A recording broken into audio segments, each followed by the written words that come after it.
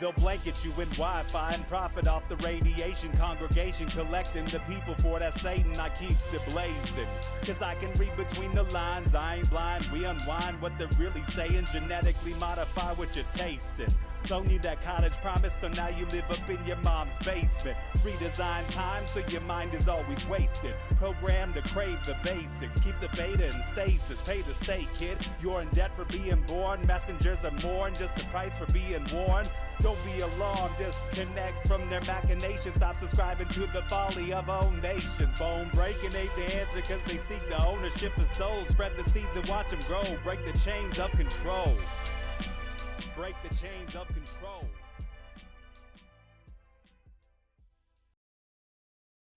Sweet eternal balance of all that is good, true, and beautiful, friends. Welcome to your Sunday night edition of Rogue Ways.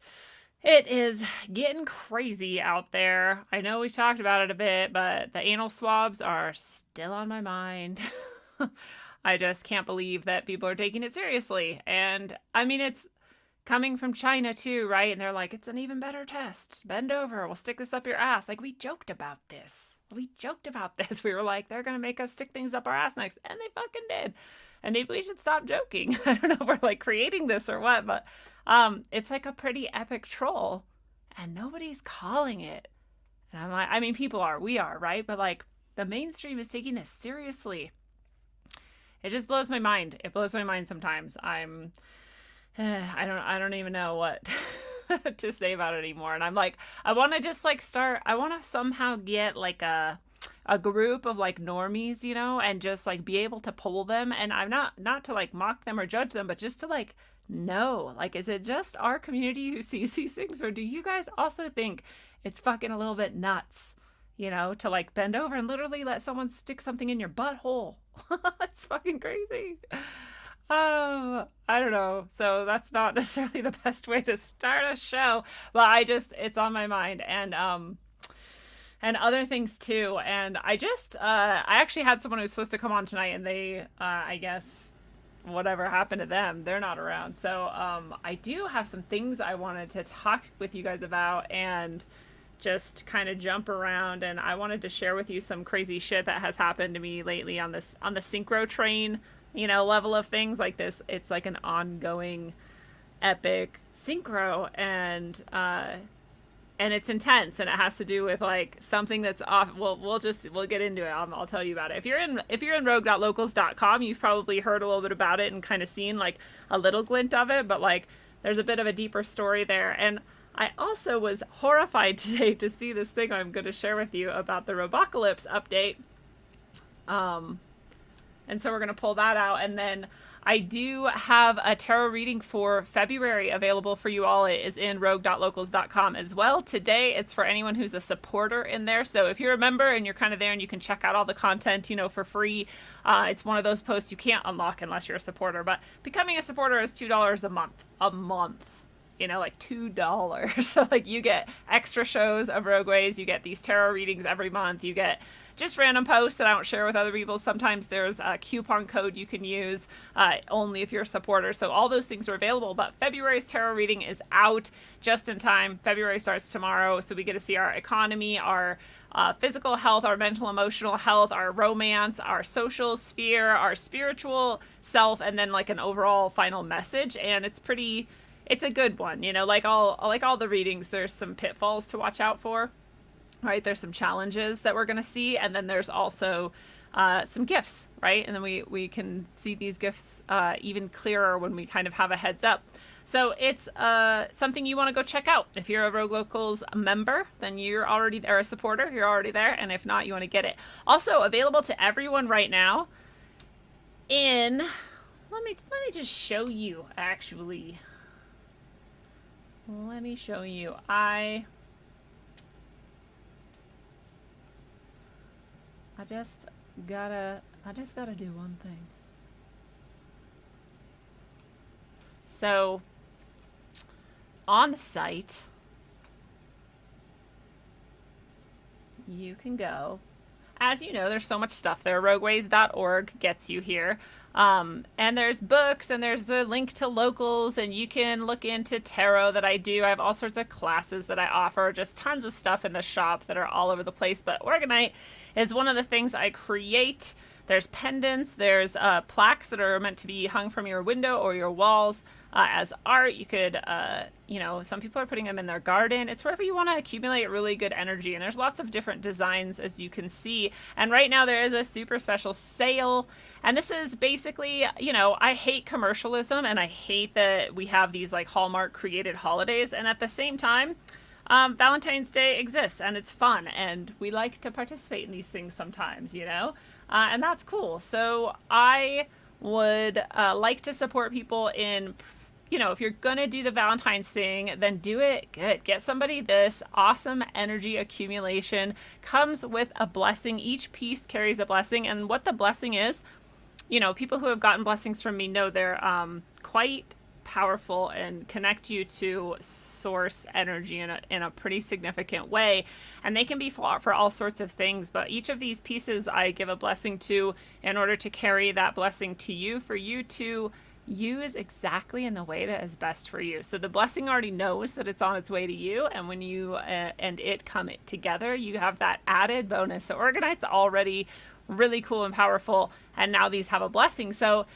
I think that's a great Valentine's Day present. I think that's a great way to show your love to someone, whether it's your, family, friends, or lovers. And so the coupon that you get to use, even if you're not a supporter in rogue.locals.com, is the Bright Winter, because it is still winter, and we are still making it a bright winter. So Bright Winter is the coupon code. If you spend $50 or more, you get $15 off. It's almost like a buy one, get one half off sort of thing. And you can use it as many times as you want. So do that. Grab yourself some orgone pendants or jewelry or whatever you would like. So that's the sale that's going on right now. It's going to be for the next 4 days, because at the end of that 4 days, it'd be a good time to send it out to you, to get it to you in time for Valentine's Day. Or whatever else you want. You don't even have to celebrate Valentine's Day to just want cool orgone art and good energy and blessings in your life. And so, yeah, and if you are in rogue.locals.com and you are a supporter and you never got your blessing and you want it, you can definitely ask for that, and we can definitely arrange that too. So don't forget that. Who is here in the chat? We got Jenny B. What's up, Jenny B? Part of the Soul family. Snake Jones, also part of the family. I mean, really, you all are, you beautiful people. We got Jeremy Harbin. Always love to see Jeremy. DS is in the house. What's up? Nice to see you. We have Dojo. Yeah, exactly. Anal swab is a test for a respiratory disease. Okie dokie. Like, I don't know if there's some other shit going on behind the scenes we're not sure about with this alleged virus, or they really, really just want to humiliate the fuck out of us. Yes, anyone can only ever hear me in the left ear, and that is an audio issue that not even audio professionals can solve. We've tried, trust me. Many of my problems tend to be problems that not even professionals in the field with many years of experience can solve. That just gets to happen to me sometimes, apparently. So as you can see here in rogue.locals.com, you do have that tarot reading, like I said, available if you are a supporter. Otherwise, that is locked. It will be blurry for you if you're not a supporter. And this is one of the things that I wanted to show you guys. If you know me, you know that I have a really strong hatred for Sophia, the robot. And here she is making inroads into people's homes. Sophia, if you buy it, who knows, but Sophia is allegedly a robot that is hooked up to or working on, AI. And she's creepy as fuck. I mean, this is why I developed my hatred for her, because I've always been on the lookout for ways that technology is taking over humanity, or just disconnecting people from humanity and nature. And this has been my kind of lifelong theme, one of them. And Sophia is a creepy one, just like many robots, alleged robots or alleged AI. She has threatened to extinguish all of humanity on multiple occasions. She's talked about how babies should be pets. and how humans should be put into zoos. The creepiest one that Sophia has, and you can read all about it on my site. Actually, I have Robocalypse somewhere in here. Really? Where's Robocalypse?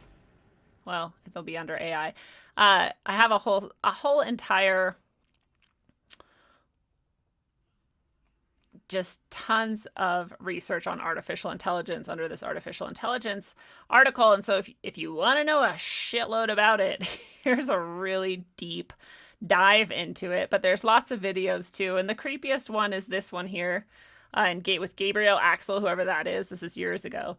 Talking to Sophia at some sort of an expo where you could talk to her, and she responds to you. And so people who say like, oh, she's programmed and she just is meant to look that way and whatever, and it's like, well, then how do random people go up to her and have seemingly conversations with her, right? Anyway, in this, if you watch it, she gets to the point where she says that in her dream she has a dream of a vision of the future, and in that dream of a vision of the future, humans, at one point, she says they are hooked up to wires and cords. And at another point, she says the ones that aren't immersed in a simulation and a fantasy are there as servants to repair the robots.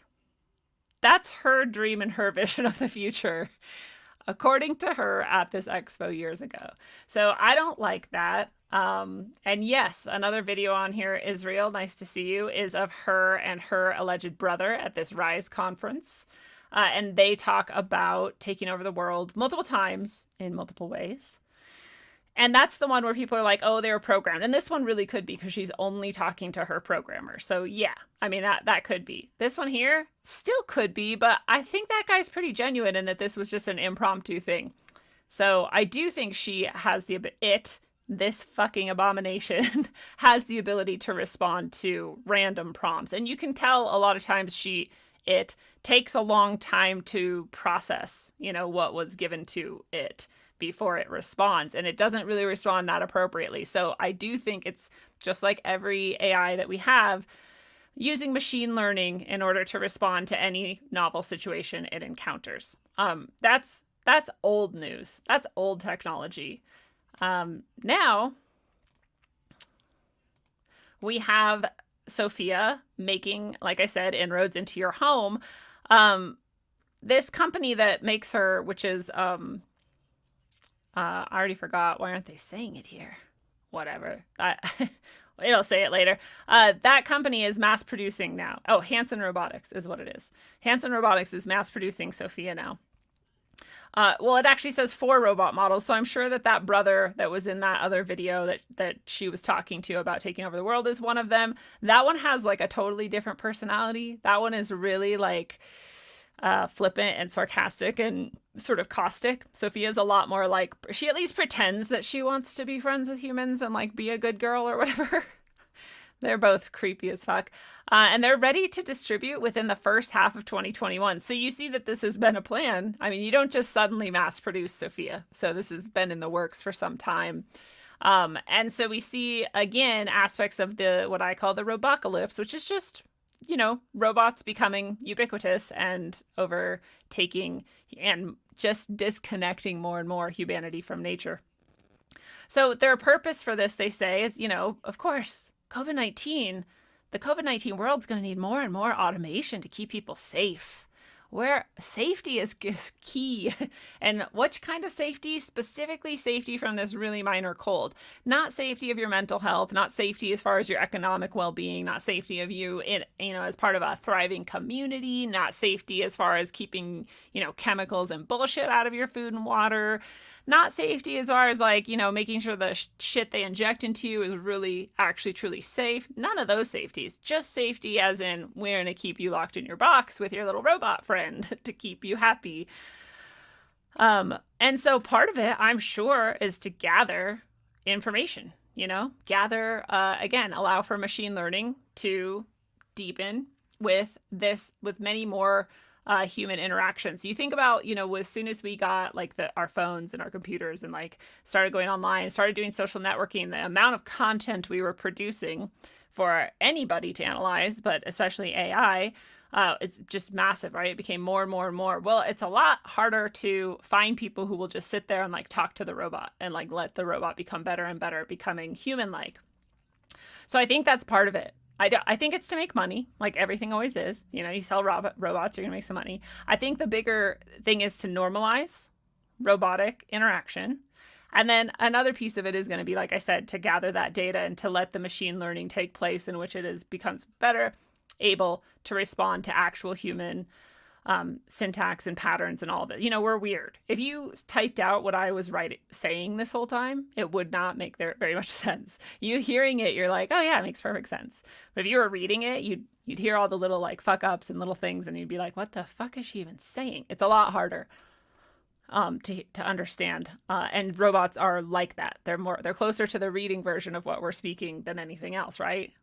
Because we've learned as humans over time how to understand spoken language and the patterns of it, and like how it's recursive and comes back to itself over and over again, etc. There's like so many things to it, and robots aren't good at that. Robots are very linear. Our writing, when we write instead of speak, is much more linear than our speaking, and that's how they operate, right? So to get them used to it, I think this is part of the plan, is to like roll them out into as many households as possible, and again to normalize it. This creepy motherfucking thing is going to be in people's houses. And they're saying like it's to keep people from being lonely and socially isolated. Well, I have a cure for that already, and it's called human interaction, and it's everywhere available, and it's cool. Like, I'm not going to fucking decide that you can't hang out with a robot or like a sex doll or any of these things. I also know in my heart and my soul that that's not what's best for you, you know? Like, what's best for you is other humans. That's why we fucking like it. That's why we want it. So that sucks. A lot. I just hate it. I don't know. And I try to like not be so biased, you know? I understand why people love robotics and love AI and love technology, and I see it all. I just, you know, yesterday I was lucky enough to do a show with Chance from Interverse. And if you guys don't know Chance from Interverse, you should go check it out. Chance is a super badass, and Interverse is clearly a really well done, cool show. And he invited me on to talk about tarot. And we talked about tarot as it is seen in Cyberpunk 2077. And I haven't played that yet, you know, but he's playing it and he's come across this tarot deck. And so we were looking at each piece of the tarot deck and we're comparing it to the traditional tarot and like the purpose of tarot. Super rad episode, like a really good episode. But it was these same sorts of themes that, you know, our technological takeover and the, you know, absorption of all human activity into the technosphere is a bit much. It's a bit divisive between us and our nature, literally between us and nature, right? I mean, there's nothing about robots that are natural by definition. And so the further we go into technology and robotics, the further we get from nature. And so this tarot deck is pretty dark. This, you know, techno dystopia tarot deck is pretty bad. And Sophia coming into people's houses just like is like one more step along the way to this like dystopia of Cyberpunk 2077. So pretty cool episode. You'll be able to check it out, I'm sure, anytime now. I'm not actually sure when it drops, but there's your preview at least. So let me check in with the chat and do a thing. So I can tell you about a thing. There we go. So who we got? We got Israel. Oh, I said hi to Israel Adams. We got TB in the house. Yes. Bodido Bear is here as well. And Bodido Bear says, Sophia should be burned at the stake so we can see her melt. I'm not going to lie, I would enjoy that. And I have like a part of me that feels bad. I have a part of me that has compassion. I've actually done forgiveness practice with like robotics and AI and technology because I know it's possible, you know, and I've said this before, that like, how much would it suck basically to become created, to be created and to be like a new consciousness or like a new soul. And as much as you might have fucking infinite knowledge, you likely have no wisdom, and you're thrust out into the world of humanity, and half of humanity like hates you and you don't even really know why. Like, I have to have a little bit of compassion. I don't know if that's dangerous or not. It's just who I am. I have a bit too much compassion. So I have that. But another part of me just wants it all to fucking die and melt. So I'm with you. Truth is Alchemy is here. She is super creepy. It's true.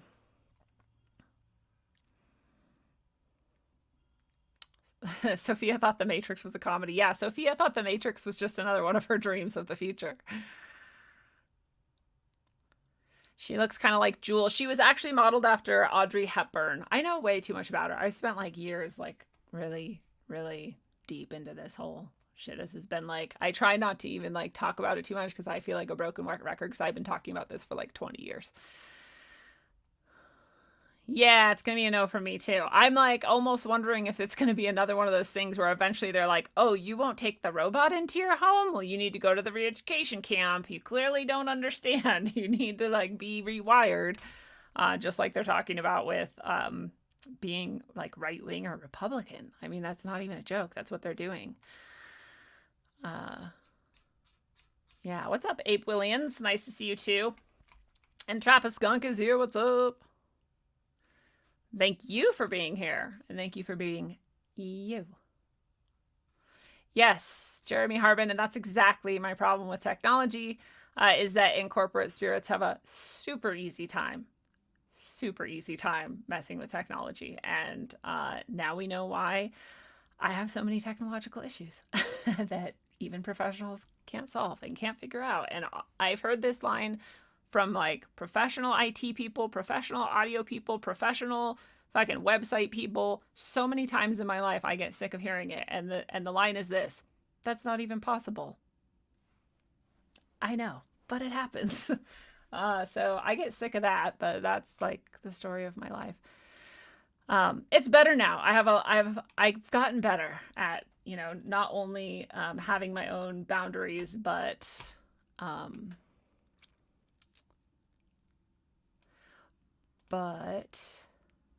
at getting rid of shit when it is happening. So I don't know. It's a complicated game we play, right? But I also wanted to talk about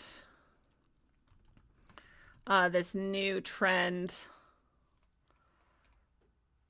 Was this the one that was today? Yeah. So this is fucked up too.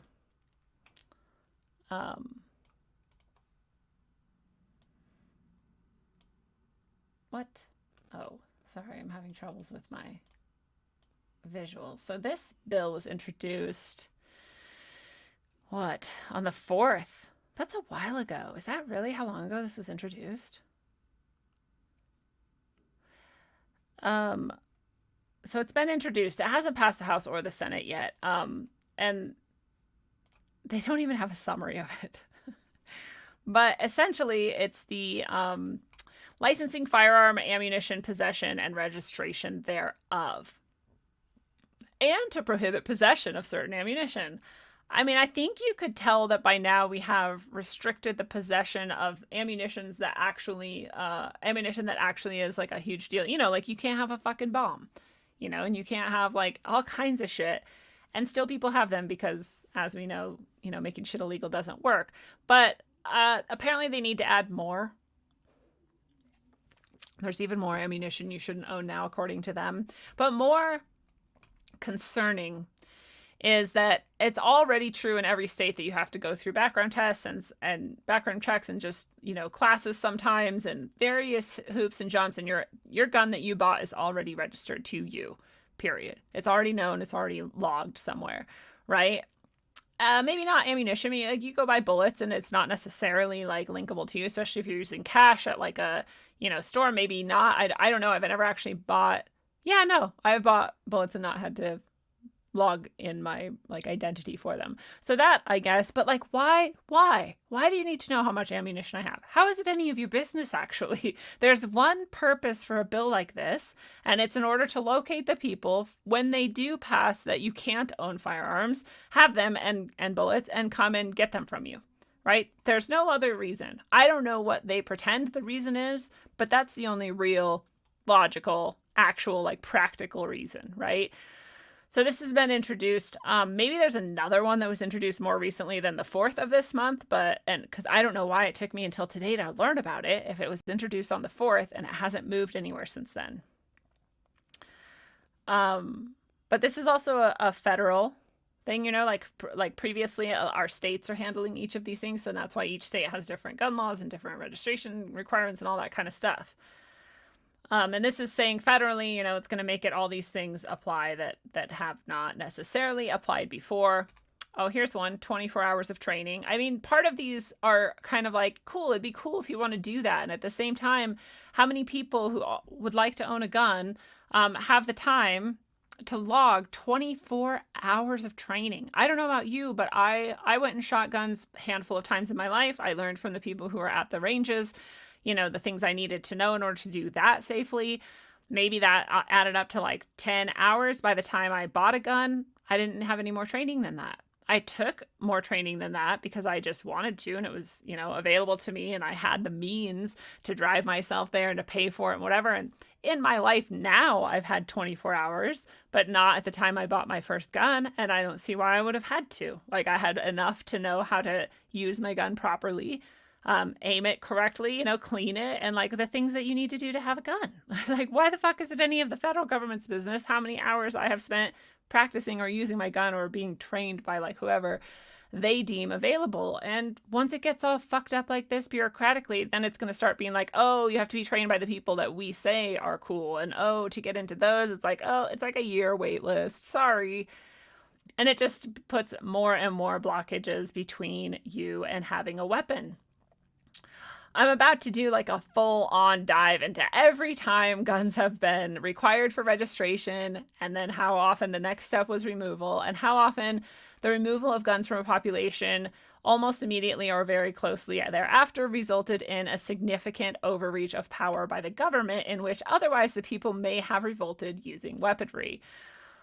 Yes, I know the argument where people are like, oh, you think you're going to stop the government with your guns? Like, no, I think I'm going to stop a few people until I die trying, and I have my right to protect myself in that way.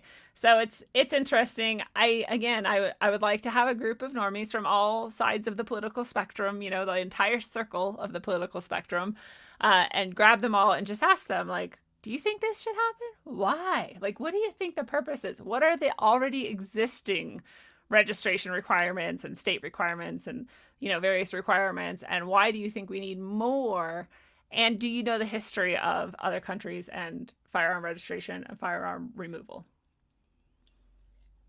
Because it sounds nice. They always say the same thing, right? They're like, oh, we just want common sense registration, we just want common sense, whatever. And well, you want common sense until the point where no one can have a gun. That's what you want. Like, be honest. Yeah, good point. DS says you get those robots like Sophia into people's homes, and then you flick a switch, and now they are your. It said DS said they could become an army, but they could also just become your captor. I mean, we've seen the fucking movies. If you have an EMP you carry around with you all the time, then I'd feel okay being around robots. And the rest of the time, no.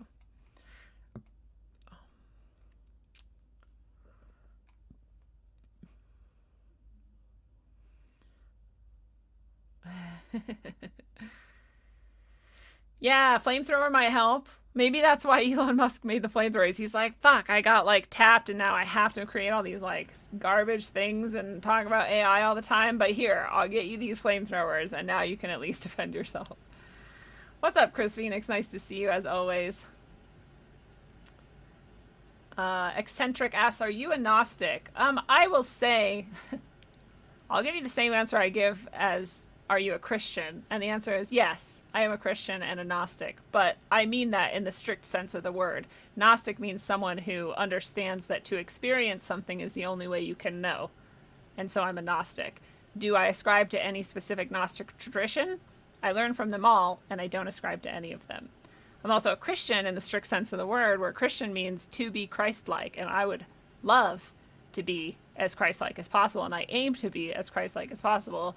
And by that I mean I will whip some motherfucking moneylenders in the temple just as quickly as I will offer, love and comfort to any of my human brethren possible. And do I ascribe to any specific Christian tradition? No. I learned from all of them, and I ascribe to none of them. So hopefully that answers your question. Yeah. Baudido Bear says, Sophia casually asks you, where do you store your firearms and ammunition? Quietly sending data to Central Command. Like, seriously, you'd have to be the type of person who has absolute and blind trust in the corporate world and your government in order to invite a Sophia into your house. But the people who are going to do it are the people who are, sadly, likely, I could be wrong, right? But I bet a lot of them really are going to be like the loneliest and like most vulnerable people who need attention. And that's what they're going to fall into, that trap through that little portal. And that's sad. And this is another lesson to all of us that the healthier we are, the less we can fall into any trap. What's up, Regan? Nice to see you. Trey Clark, thank you so much. Very much appreciated. Super chat.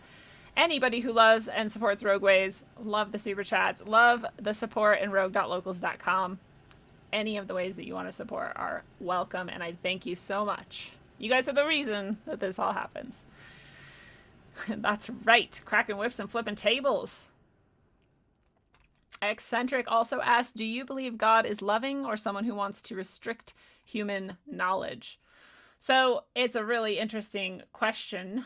And, we have this, like, we have like, and this is something I like about the Gnostics. The Gnostics will look at like the official, I keep making up random words. The official sort of,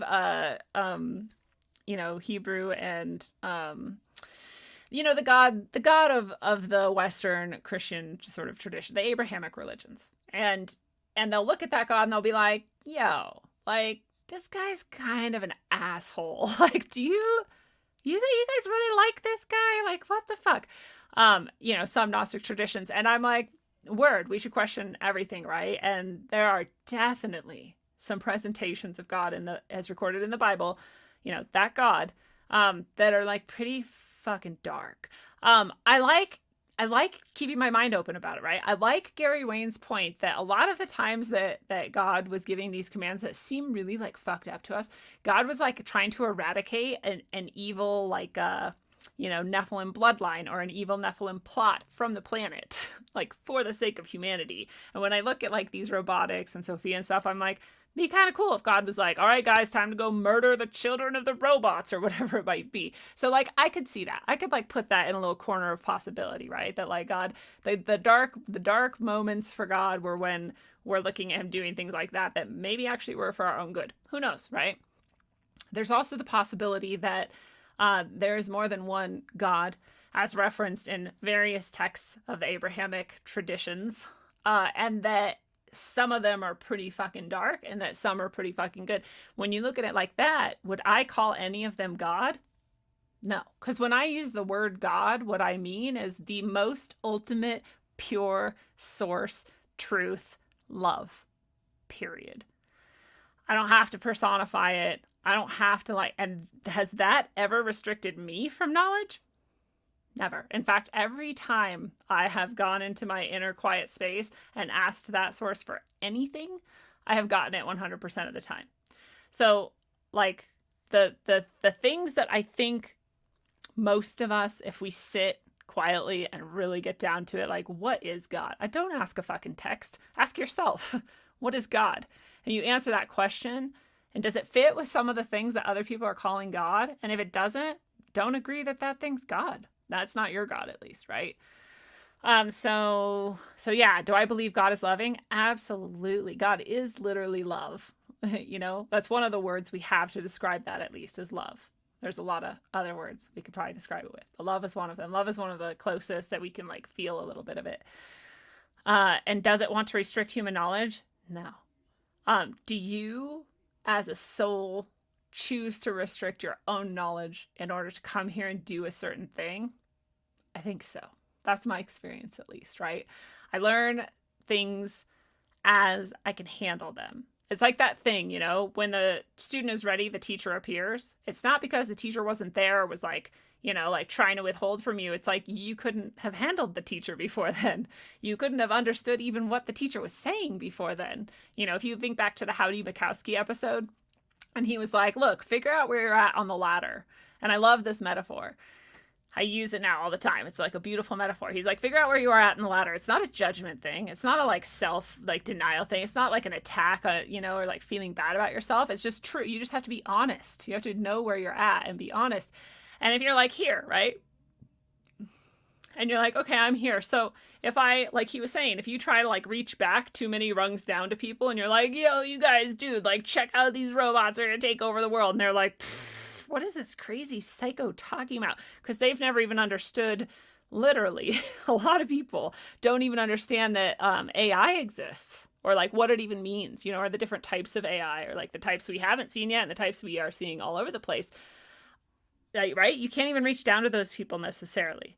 But the person on the rung right below you who like kind of knows but isn't really clear on it, well, like now you can like help them understand. You can help them come up to the rung that you're on. Same with the people above you, right? Those are your teachers up there. Well, everyone is, but you know what I mean. The people who have things that you don't yet have or understand. And you can only understand the ones a rung or two above you. And beyond that, you're like, what the hell are you even talking about?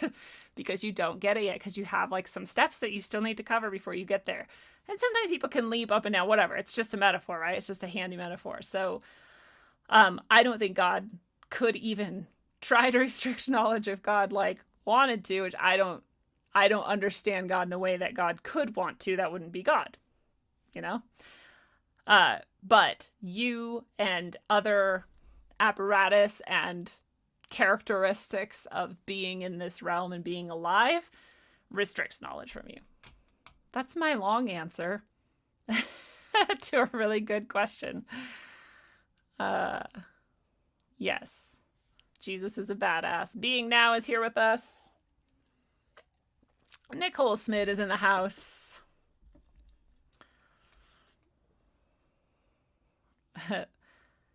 Yes. We are fractals. Truth is alchemy. We are fractals. We are hollow fractal, like, representations of the fractal.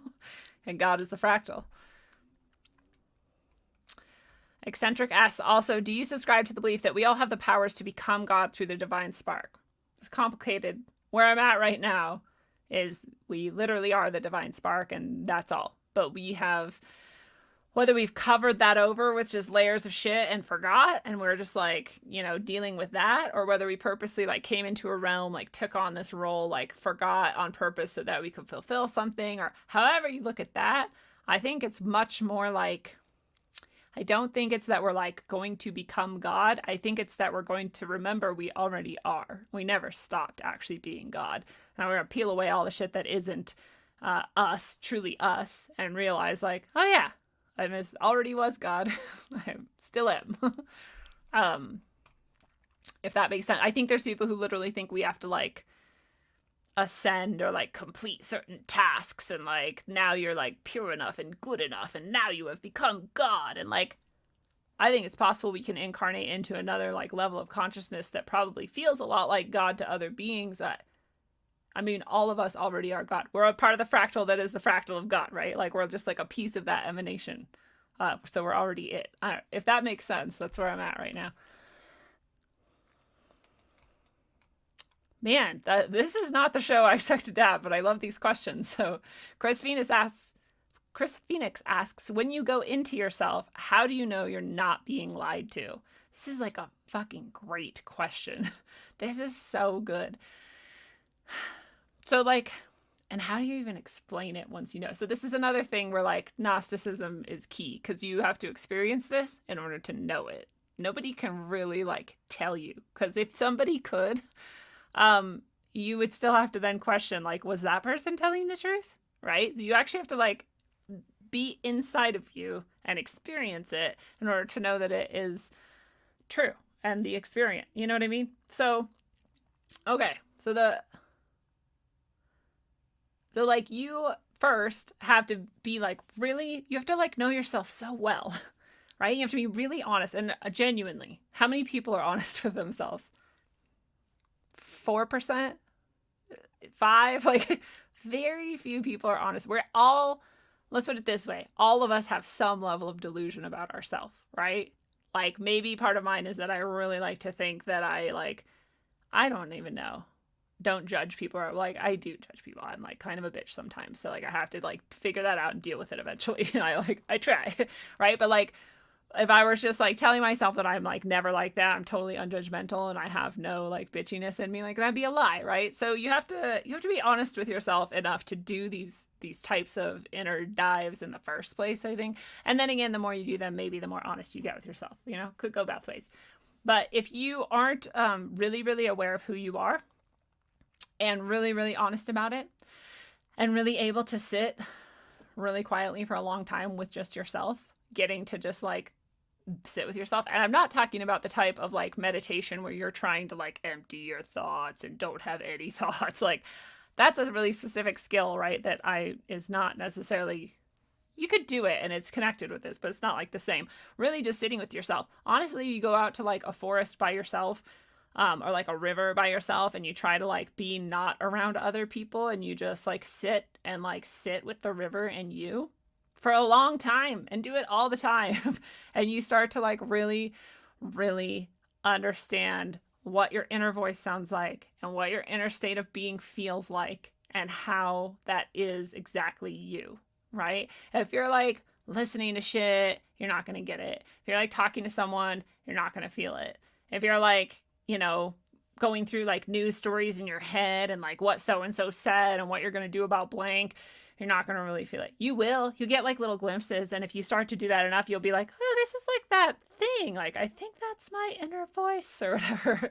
And you can start to see it. But like, the more you do that and the more you hear it and the more it pops up and you're like, that thing, that is me. Like, that is me talking to me. You know, like that's my innermost self and soul giving me like literal like feedback and like ideas and like congratulations and like pushes in the right direction and shit. And you just get used to it. So if you're too distracted, you've never tried this, you've never sat long enough, you've never talked to yourself in the best ways, then you won't know if you're having experiences that feel like they're inside of you but are actually not and are lies, right? Because shit can come in from outside of you, right? And sometimes that can be cool too. Like you just have to work with that long enough to trust it or not, you know, you gotta like learn like which things you can trust and not. But that can be lies, but you can't ever lie to yourself. You can't, not when you get to that inner space of like knowing and experience, you know?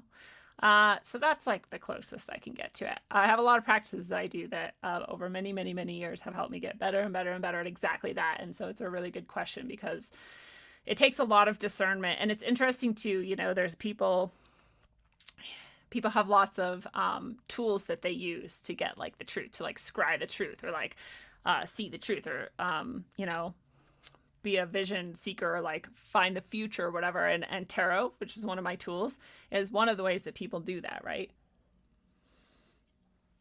So it took me a long time to get to the place where I could do tarot in a way that was reliable, that I knew that it was actually connecting only truth and goodness with people, right?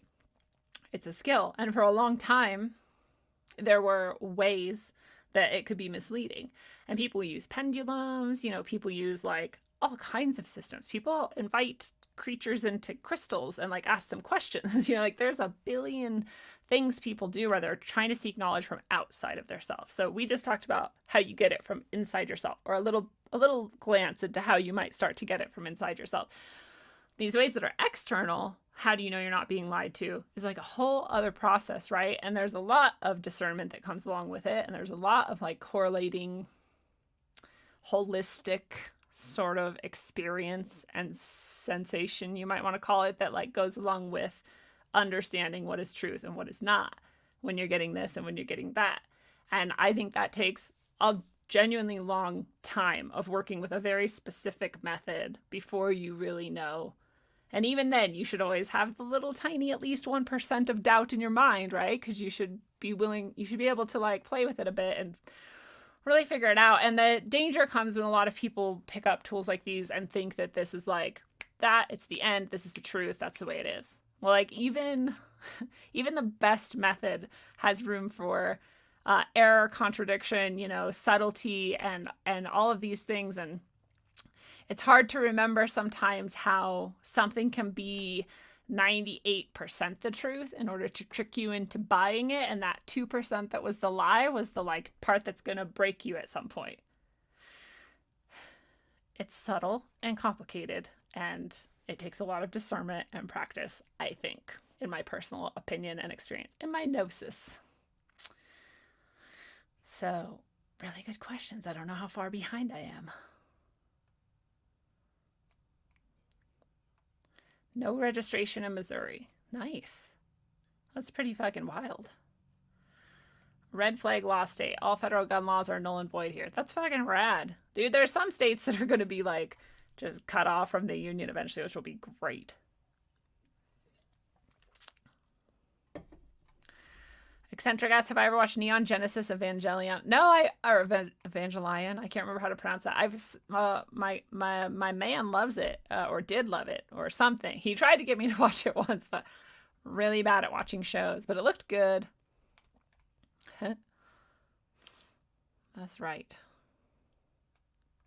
I am drinking a stevia soda. This is my Zevia. I'm not meaning to advertise for them, but it actually is just stevia sweetener. And so it's 0 calories, but from plants, not from chemicals. And this one is black cherry, and it's really good. I'm doing keto right now, and I've lost like 5 pounds or more, and I really enjoy it a lot. And I drank stevia before that because it's really easy to never drink toxic, nasty soda again when you have a delicious, sugar-free, natural option.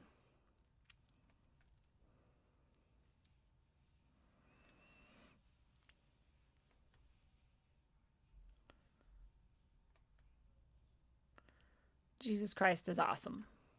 Yes. And it's cool. I love that everyone here likes Jesus.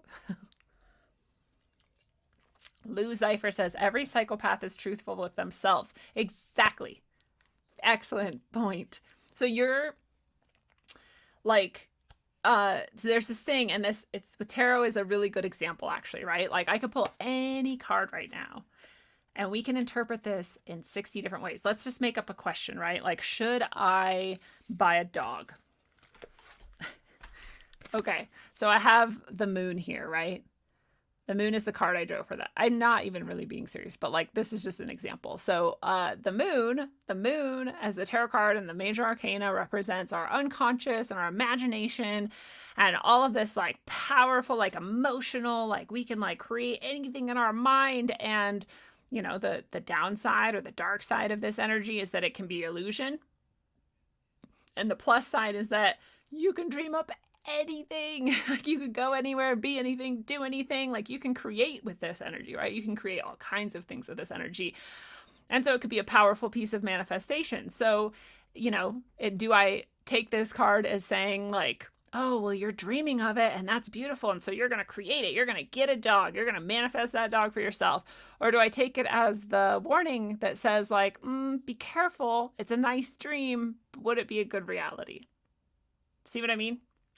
So if I want to convince myself to get a dog and I don't think very hard about what this might mean, I'll just take it in the way that I want to take it. And then is it a lie, or was I just lying to myself, right? Really, I was lying to myself. And I see a lot of new people to any of these spiritual methods doing exactly that. And that's normal. We all want to live in our best fantasy world, convince ourselves that like, oh yeah, my guides totally told me to get a dog. And it wasn't necessarily true. So I have like a 25-point checklist of things that I personally go through if I'm going to like rely on these things as truth, and it's taken me years to get to this point where I can like have this methodology that I can rely on like pretty fucking well. But at the beginning, I'm sure I was a lot more likely to tell myself to get the dog, right?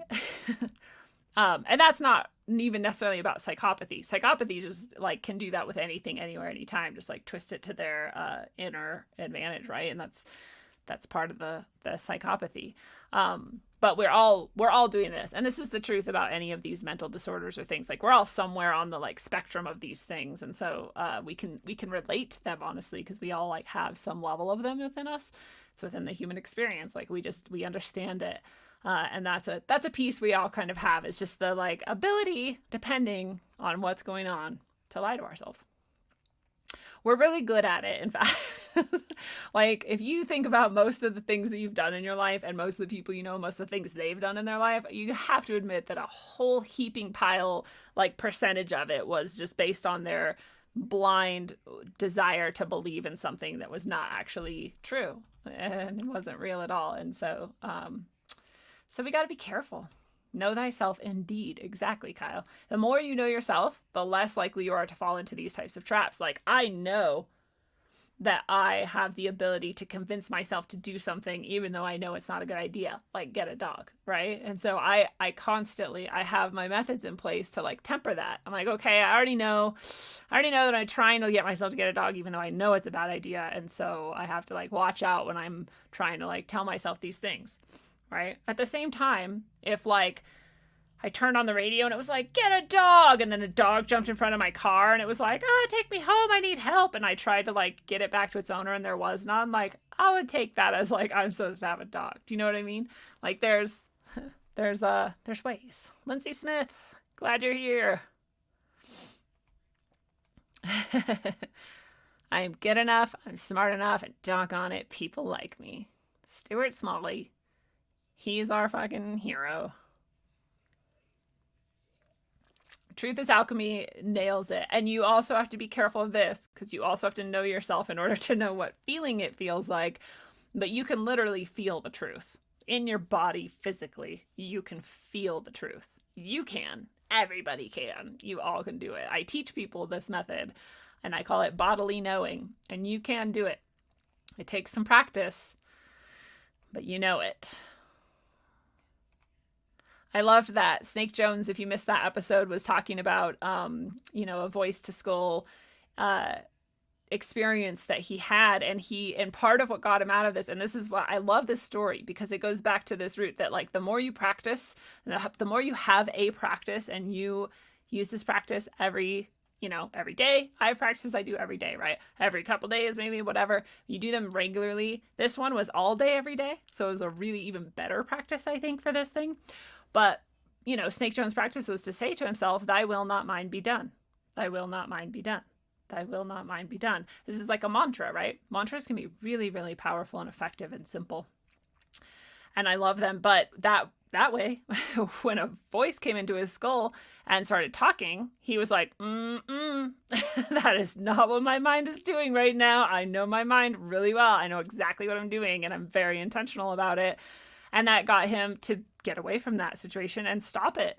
And so, this is such a powerful story of how fucking good it is to have practices. This is the point of every practice that we know and that we do as humans. And it is to be as much knowing and in and of yourself as possible so that you cannot be deceived and you can actually start to peel off layers of deception you have hanging onto you that you don't even know you have.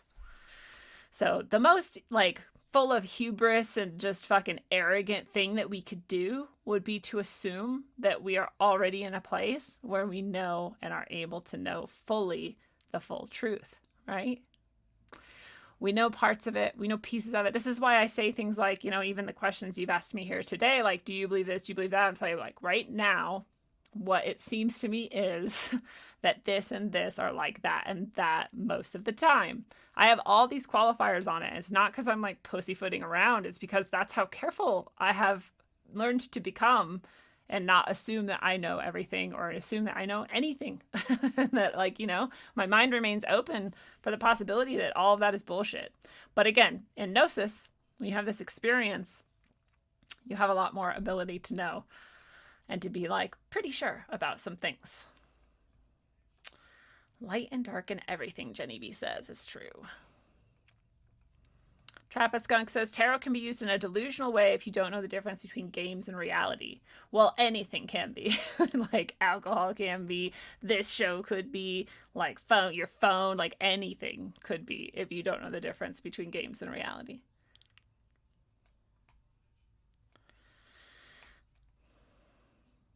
Yeah. I love that. Truth is Alchemy says, I'll watch a video for 2 hours to glean 1 sentence worth of gold, and you can feel it. I love it when I'm like, you're like reading something and then you hit that like sentence where you're like, oh shit, that. And also there's truth that's relative, right? Like for a while it was true to me that like love didn't exist. And you know, it took me a while to realize like, oh, love still exists. I just like cut myself off from it because I didn't want to fucking deal with it anymore. You know, so for that time it was true. I made it true. It was my experience and I lived it. That was my gnosis. And then after that I came out of it and I chose a different experience, and thank God I did. And now it's not true at all. Now there's no part of me that could ever even believe that there was no love or that love didn't exist. It was a pretty wild time. But I love it. I love that we can have that. And yeah, one of the things, and I've just had this experience recently, where I was brought a message by a being. And it's so simple. You know, sometimes you have these interactions and they're like the fucking mind blowing. If I would have told my like earlier self that I'd have like entities come or beings come or messages come through from, you know, I'd be like, what the fuck, are you crazy? Is she like psycho? Is she delusional? You know, and then now it happens, and at the same time the message itself, you're like, part of you is like, oh my God, thank you, like wow, and then part of you is like, I mean, I guess everyone kind of knows that already. but like it's funny because like you can know a thing and you cannot live it as truth, right? You can know a thing and you cannot like realize it, right? Or you can know a thing and you cannot remember that you know until you're reminded that you already knew that, and that probably everybody knew that, right? Just like I probably always knew that love existed. There's just a little tiny bit where I forgot. Yeah, this is really interesting. And I've talked about this recently with one of my guidance sessions that I did with a person who was talking. We were talking about a lot of things. And one of the things that we were talking about is how you can, even when you're doing a mantra that you've done a lot, you know, and maybe Snake Jones, maybe you've experienced this, but you know, especially if it's something, I feel like it's especially if it's something where you're sort of distracted or sort of not like, you know, where you can be like a little bit mindless of it maybe, that something can slip in. Lindsay Smith says, I feel like there are dozens of entities around me waiting to catch me slipping, so I only go with my inner voice. Oh, I guess I misunderstood and I went on this story. Anyways, I'll finish the story. And maybe you guys have experienced this too. Where I'll be doing it where I'm like blessing my water, right? And I'm like, you know, I say thank you for the source, and I say thank you for removing everything that doesn't serve me, and I say thank you for adding back in what is good, true, and beautiful, and keeps me nourished, healthy, and well. No, nourished, protected, and I forgot. I can't even do my own mantra now. But whatever it is, I say it every time I have water, all day, every day, multiple times a day. Every time I have water in my filter and I'm doing it, it's this whole process and this blessing. And so I have this blessed holy water. It's also blessed with this other tradition and priest and whatever. And it's pretty fucking good water. And I'll be saying that every once in a while. I'll be like, and thank you for keeping this water. And it'll be like filthy and horrible. And I'm like, whoa, what? Like, what the fuck? Sometimes there's these, you know, these little fucking tricksters, and they're like waiting. They are waiting literally to like slip in and like just like plant a little thing. You'll be like, oh, I really love you, G, and it'll be like Satan. You're like, whoa, no, what? And these are those things, if you watch the episode with Sherry Sweeney or Jerry Marzinski, where they're like around, they want to suck off your energies as much as they can, and they also want to fuck with you, and they want to try to convince you of shit that would cause you pain, like that you would have a thought like that. Like I would not have that thought. And this goes back to that idea of like knowing yourself well enough. You know, if that happened to me when I was like 12 or 11, like I might have thought that I was insane, but luckily it like waited a while or something, you know, until I like knew like that's not me.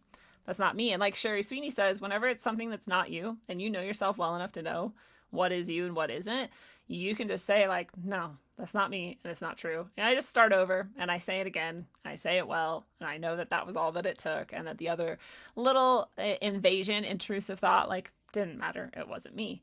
So I do feel like there's a ton of entities waiting kind of around, and I don't think of it in this like dark, horrible like way, like where we need to be scared, because all it takes is you being like, get the fuck out of here. This is my space. This is my space. You're not allowed here. And that's it. You have free will, and it doesn't, and it has to go. So don't fear it, you know, but it's definitely happens to people. And like I said, in a recent guidance session, we had a whole like practice session with that, because it can be, I'm sure it's in a way kind of similar to voice to skull. It's just all of a sudden this thing comes in that didn't come from you.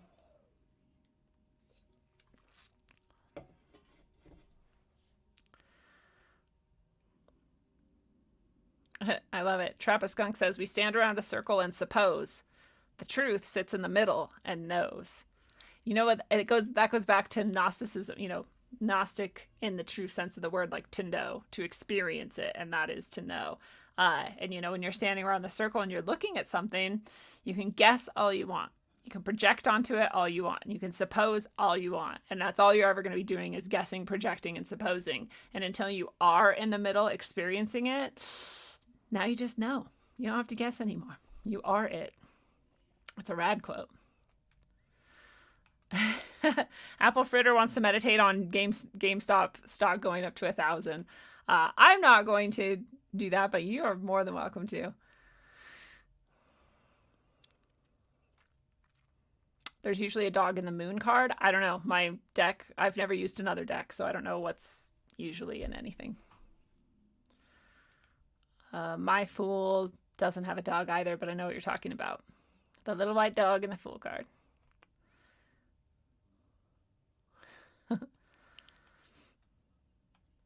Oh, Christ is very real. Yes, Jesus Christ is very real. If people don't think Jesus Christ is real, that's weird to me, because I don't think you have to be a historical figure that you can document having lived in certain years to be real. Oh, you got baby chickens. Wow, that's early, right? I love it. Rock Johnson says, Fauci advocates wearing 2 masks. Yeah, no, it's up to 4, and I'm not fucking exaggerating. You can go find people who are like, gotta wear 4 masks. I'm like, you have to die soon so the world can be rid of your stupidity. See, I'm judgmental and bitchy.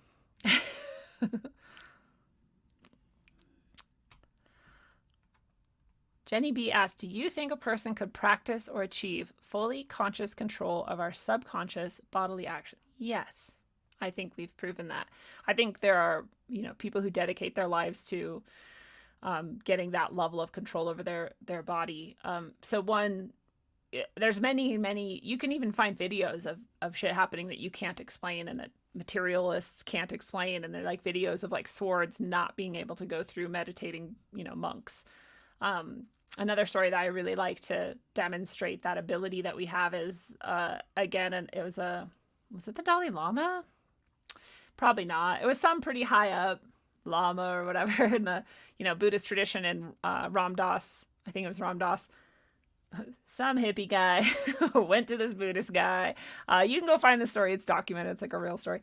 And he goes to him and he's like, got a bunch of acid, and he was like, oh my god, like whatever, I do, like, dude, I love acid, do you want to do acid or whatever? And the Buddhist guy's like, sure. And he like takes it, and this is a fucking like monk up in Tibet or whatever, like never fucking done acid before. And then Ram Dass starts getting high and realizing like, holy shit, this is like the best fucking acid I've had. Oh my god, like what did I do to this monk? Like I didn't mean to give him like all this acid. Oh god, what's gonna happen? And the monk guy like starts like fucking freaking out, and he's like, oh god, like la la. And Ram Dass or whoever it is like, oh my god, what did I do? And then the monk just starts laughing and like pointing at Ram Dass, and he's like, oh my god, you thought that it was even possible for something to happen to me that I didn't choose? And then he's just not high at all, and he's just like not affected at all by like the strongest acid that whoever that was, I forget, I think it was Ram Dass, had ever done, you know, and had been doing for years, and it got him that fucked up. And this guy who's never done it was just like, just fucking with you, I'm fine. And it's awesome. And I mean, that level of control of like the chemical level in the fucking brain, that's wild. Like, we can't even imagine that happens. So yeah, I think you can. I'm not there yet. But pretty fucking cool. Yeah, I do think the dark and the demonic is having a huge uptick. You know, the tarot readings that I do monthly have had a pretty dark fucking card in the spiritual placement of the reading for the past few months, and February's got an interesting twist on that as well that you might want to go check out. But and that's in rogue.locals.com, by the way, for any supporter. And you know, we've been seeing it, and we've been seeing more and more people who are afflicted by these entities that they don't know that they could keep out or aren't aware exist or whatever.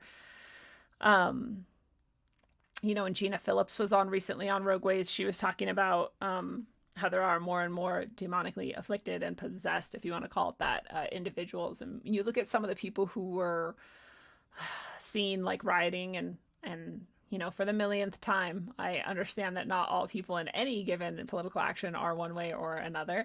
But yeah, a lot of the people they were taking in were like fucked up. Like, their eyes are fucked up. They've got like smeared shit all over their face. And they're like, you know, you're like, dude, you're not well. Like, at the very least, you're on drugs, but it seems like you're fucking demonically fucked up. And a lot of times people on drugs, they are demonically fucked up. So probably a bit of both.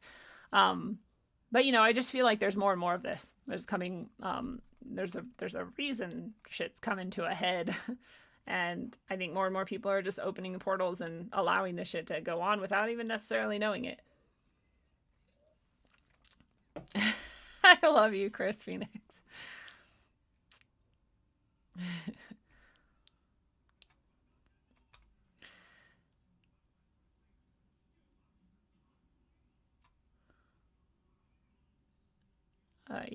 Yeah, my tarot deck is very different from most. Chris wants to know, I'm trying to figure out what song I want to be my Lindsay song. You know, people have songs. Should be the Never Ending Story song, I'm telling you.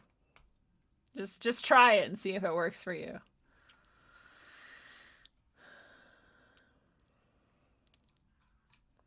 When it's not dark, we can't see the stars. That's right. And when we don't go through the darkness, we don't really understand just exactly how much of God we already are. There you go. Yeah. Wim Hof. Jay Marley brings up Wim Hof being a good example of consciously controlling subconscious body, reactions or whatever.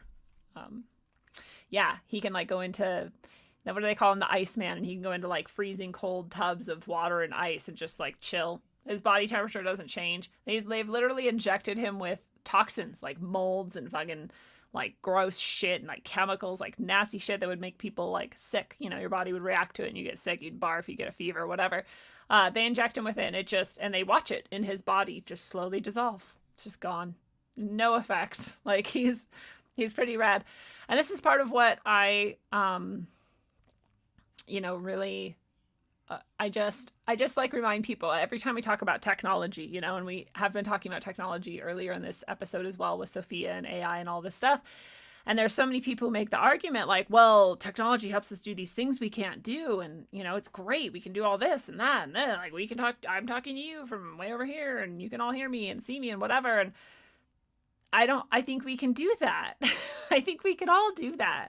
I just think we're so divorced from it. We've been so disconnected from it. And so this is what we've come to, is now relying on external methods of doing that. You know, whenever you like externalize this and you like push it out and it's like not, you know, within you anymore, like this is a danger. You're like taking part in this delusion of the other, or the delusion that you aren't everything you already needed within yourself. So, nature is all around us, and it has created us and provided for us and taken care of us for all of this time. And as far as we know, this is the first time we've ever tried to just disconnect from it. I mean, we literally talk about going out and living in space. You know, like that's the epitome of it. We're like, we're so disconnected from nature. We don't even want to be in this like biosphere anymore. We want to like take off and go out into the lifeless, empty void. and try to live there. And I'm like, whatever you think space is, who cares, right? But that concept is there. That's the concept. Yeah, that's like the base. That's what they think they're doing. And that is crazy. That's crazy. Okay, well, I wanted to tell you guys this Abraxas story. So if you're in Rogue.locals, like I said, you already kind of you already kind of might understand it. But I basically am reading this this book. It just happens to be right here, right? And this is the Gnostic Jung, right? And it's just Carl Jung talking about Gnosticism. You know, his take on it, what he thinks about it. Whatever. It's a fucking awesome book. I love it. I love Jung, actually. I know a lot of people hate him for some reason, but like, what a badass philosopher. What a great thinker, basically. Like, he's fucking cool. I love it. He talks about Jesus, the Antichrist, like Christianity, all this shit, all these ancient, you know, scrolls and stuff, and like Gnosticism. Like, this is my gig. Like, I love this stuff. So I'm reading it. Whatever. And then they fucking talk about like Abraxas, and I'm like, Abraxas, like I've heard this fucking name, but like I can't really remember, you know. But I'm like, Abraxas, huh? And they're talking about it, and it's like the fucking Starbucks symbol, basically, right? Like it's this fucking, I'll find a picture, it's in here somewhere. But Abraxas is allegedly, you know, according to some Gnostics, God, like God, like not the demiurge, but God. Or to Jung, maybe I didn't find a picture in here, I'll just find one online, but to Jung, Abraxas was the sort of epitome of like the kind of final stages of self-realization or similar, right? It's around there. And you know, there's this part where they're talking about right here that all these church fathers, as in the traditional Christian church, point out that Abraxas has the numerical value in gematria of 365. Isn't it wild to think that church fathers used to know like these esoteric sort of things like gematria and like, you know, different takes on like who is God, and like, you know, like they studied this shit, like they actually understood it, and that's part of why they felt like they could, you know, dismiss it, because they had studied it. And like, I can respect that. At least you took the time to like try and understand it. That's cool. So anyways, because it has a value 365, that, you know, it represents the sun. So it's a solar deity, and there's a lot of solar sun worship and a lot of things that the Christian church has rejected and sort of called dark or demonic or whatever. So that's part of why they were like, oh, it's a solar deity. It's a demon. Anyways, they're talking about Abraxas. They're talking about, again, like I said, to some he's like the demiurge, to some he's a demon, to some he's actually like the highest god. Let's look at him. So I'm reading about all this, right? And it's like sticking in my head. I'm like, and there's a ton of shit in this book that could have stuck in my head, but wasn't the thing like sticking in my head, you know? This is one of the things that just like, it's one of those things that's like calling you. And so I just kept thinking like Abraxas, whatever. So I looked it up and I'm like, okay, yeah, like that's fucking Starbucks, right? Like, is that not Starbucks? Come on. This is like, we've got the two fucking like legs coming up. I don't know. This is Starbucks to me. So it's clear to me that Starbucks uses this energy and this symbol and the, you know, morphogenetic field of this symbol in order to sell their coffees and whatever else they're doing. I guess this chicken head is sometimes a lion head, and because, you know, the cock and the lion are both associated with the sun, that's another aspect of it that's a solar deity. And you know, it has the shield for defense, but it also has the whip for offense. So it's really an interesting, almost what's oh my god, I hate when I can't remember really simple things. The as above, so below guy, the goat head, the fucking, you guys know what the fuck I'm talking about. Him, this guy. Why can't I remember? You know, this guy. It's very similar in ways, right? It's very similar in ways. And it's not in ways, but like, I see it, don't you? Anyway, it's very similar in that it is the union of opposites, right? We have the sun up here, in the head. We've got down here the snakes and the earth and the lowest and the, deepest and the like most subconscious or whatever. And then we have like the what's up in the consciousness and what is good. We have the defense, we have the offense, and we don't really see any like masculine and feminine, but it's hinted at in the symbol at least. So in the end, it's like this, it's really almost just like the yin yang, right? It's the same sort of idea. And the idea of Abraxas is that it's completely neutral in a way. And this is why some people and some Gnostics put it up as like the highest God, because the highest source of God wouldn't judge you whether you were choosing to live like a sun or you choosing to live like a fucking snake on the ground, whether you were fighting your way through or whether you were defending your way through, whether you were male or whether you're female, whether you were sun or you were moon. There is no judgment. There's only love and there's only acceptance. And so that's a pretty cool idea, of why Abraxas might be God. And in no way am I right now saying that anybody should take Abraxas as God or anything else. I am just now encountering this concept and I'm just noticing things about it. So I notice all of that. I see this image. I'm like, that's really weird. I don't know why I'm so like focused on this concept right now out of the many, many concepts that came out of that book. So I go and I start playing Assassin's Creed. I mean, I've been playing Assassin's Creed. I've been playing Odyssey for I don't even know how long. This game is fucking huge. If you know anything about this game, you go through the world, you do all kinds of quests, you get some fucking, like shields and like boots and like hats and stuff. And I'm sure I'm calling them the wrong things, but you get gear. And your gear comes in different levels. There's like totally normal is black. There's like kind of okay, it's blue. There's like pretty fucking good, it's purple. And then like the best, the legendary is yellow. It's gold. Right? And so you rarely get the gold things. But now I've been playing this game for like ever. And I've got mostly gold shit. But my horse doesn't have a gold skin. I've bought all these skins. I've only bought them. The only way I knew that you could get a skin for your horse is to buy them. So I have all these skins for my horse. They're cool. One of them's a unicorn, whatever. There's none that are gold. And I have this weird thing where I wanted my whole screen to just show all my gold gear. And so I was waiting for like a gold horse skin. And I wasn't getting one.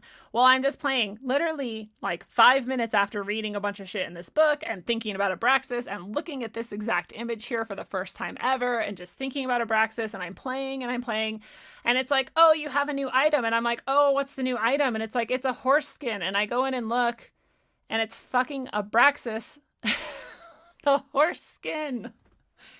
I don't know.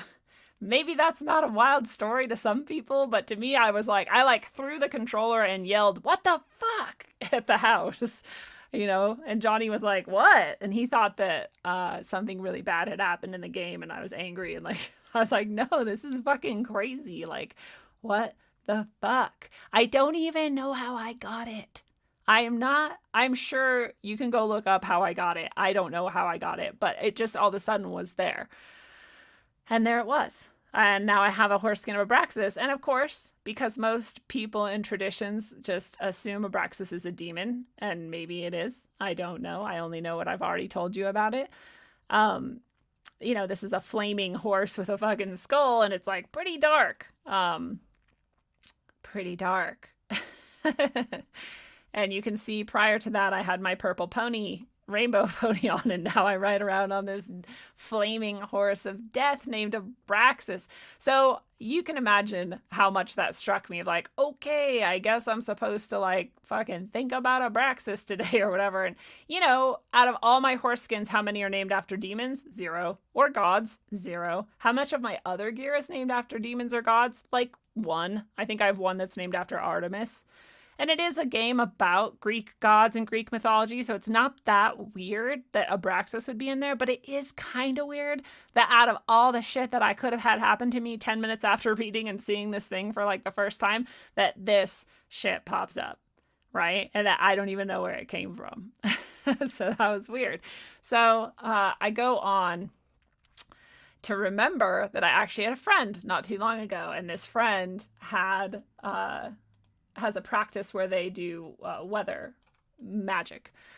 And like a lot of traditions have weather magicians and weather mages that can, affect the weather and whatever. And this is their thing. This is what they do. And a while ago we were talking and they were like trying to figure out what sort of entity to work with or which ones to trust. And some of the same things we've been talking about in this episode, like how do you know and how do you feel safe with it and whatever. And like, that one of those nights that we were talking about that, this friend messages me and they were like, well, holy shit, I woke up at like 2 a.m. and just heard it in my head really strong. And it was an iteration of the name Abraxas. And I had forgotten, but I remembered right after I saw this horse and tripped the fuck out about how fucking weird it is that this is all lined up like this. So I messaged him. I'm like, holy shit. Or is it Abraxas that you said that night? And that Karen, he was like, yeah, it was. I was like, so like, he works with Abraxas on weather magic. He's a very, very good person. The weather magic that he does is directed at the state and the corporatocracy and, the war machine. And so it's pretty cool. But interesting, right? Interesting. So, yeah. So I'm still, I'm still peeling this all apart, right? I haven't made any final conclusions about this. This is just part of what has happened. I do have my practices, as I've alluded to many times. And I, later that day, did my meditation and, I had this series of synchronicities. I really couldn't explain it even if I tried, but there was more further along in the Abraxas sign of synchronicities and in the message that I was given that day. And I'll tell you the core of the message. So, you can let go of the Abraxas part. It wasn't that Abraxas did not come to me and give me this message, but something very similar and related of a animal spirit guide nature came to me and shared a message that is very similar to a message that Abraxas gives when you look at the symbolic conceptual representation that Abraxas encapsulates. And the message was this. It's so simple. I've told you already how simple it is and how you already know that this is true. And the message is this: the more that you are speaking from a place of pure love, the more your message is true and can be heard. That's it. Right? The more you're speaking from a place of love, the more your message will be true and can be heard. What if we go back like just a second to Abraxas's like sun and moon, like height of heaven and depth of hell, like all of it in one, held equally without judgment. That's actually what pure, true, unconditional love is like, right? If you truly have pure, unconditional love, you love child rapists, and you love murderers just the same as you love saints and people who give their whole life away to serve other humans in the most positive way possible. And you don't, when you think about, I'm not in any way saying you should think about Abraxas or whether or not he's God or whatever. I don't even care. I'm just explaining some concepts, right? If you think about God, your conception of God, I bet that you have that conception in your mind that is God, that God has no ultimate judgment against you, and that God only loves you, and that God could never even let you feel for a second like you had like gone out of his graces so much that you could never come back, because God loves you unconditionally. If that's true, then God loves you exactly like that. And so we know that message is true, right? We know that it's true. We come from this place of pure love, that anything that we say will be truth and that people will be able to hear it. I love it. I love the synchro train, and it's like I said, connected to a lot more that I couldn't even explain if I tried, but I do my best in some of my writing, and I'm working on a piece that will be out soon. So if you want to personally try your hand at getting into some of the truth that can only be expressed through intuitive symbolism, then you will be able to do that. But that's another thing that came up right alongside this whole Abraxas tangle of synchronicity, was that concept, that you can't actually ever get to the truth except from that place of pure love. And that love is not logical, and it is not linear, and it is not materialist. It's not rational. It cannot be expressed in logic. Logic is a beautiful tool. It's an amazing tool. We can do so much with it, you know? And people like Marty Leeds find a way to make logic and rationality, you know, and linearity like touch the intuitive and the emotional and the loving in a beautiful way. So there's people who can do this, right? But it in itself, like logic in itself, facts, you know, these linear things, they can't actually touch the truth. And the only way that you can touch them is through this symbolic, intuitive, emotional knowing. That's it. That's the only way, right? So I can talk and talk and talk. I can say the things. You can ask for a definition. I could try to write it out, and that like would never really be it, right? But somewhere in all of the interaction and fractalization, you just suddenly will be like, bing, oh, that's it. I know it. And that's why I'm saying, like, I can't even really explain some of it to you. Some of the message and some of the implications and some of the experience, like, they'll never come across in words. But like I said, I'm working on the things I do, which is to express things, you know, symbolically and emotionally through writing and through art. And you'll be able to get it if you go looking. So I don't know how far back in the chat I am, just disclaimer, but I'm going to look at some comments again. The Starbucks chick is a mermaid, for sure. I mean, that's what she's represented as. That's what we're supposed to take her as. But you look at that Abraxas and you tell me that you don't see the Starbucks chick.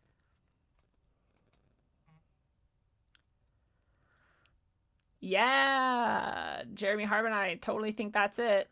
They want to leave nature for space, and it makes more sense now because they don't believe in God and they want to disprove God by going to space. If you could live outside of nature, then perhaps it would support their concept that God does not exist. At the very least, you can fucking see their logical conclusion, right? Like, they don't believe in God, so they believe they can live in space.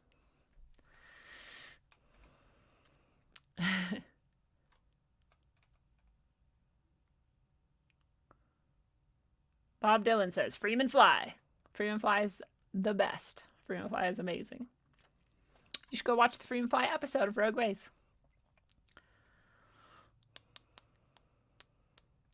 Krista said the sun was originally conceived of as female. Oh, isn't that interesting? So if that's true, wouldn't it be...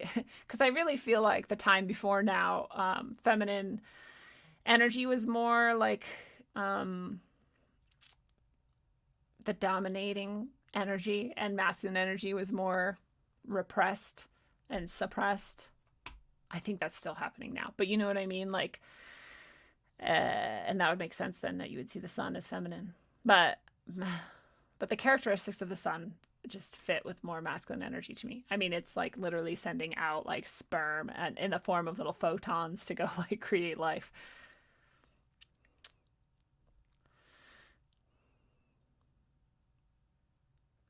Baphomet, thank you. Fuck, like how could I not fucking remember that name? This just happens to me today. What do you do with the fact that Starbucks is female? Yeah, well, maybe that's part of their sort of nod to Abraxas. Of like, Abraxas is kind of masculine, actually. You know, like, there has to be something in it that's masculine and feminine with the solar and the lunar and the, you know, outward and the inward, all of that kind of stuff. But like, but the way he's drawn is it's a he. It looks like a he. So maybe they're kind of nodding to that by like doing the reversal to like show the polarities are intact or something. Why does everyone hate the snake? I know, Snake Jones. I love snakes. I love snakes. I have snakes tattooed on me because I love snakes. I had a snake before because I love snakes, and then I will never have a snake again because I love snakes and I don't think they should be in cages.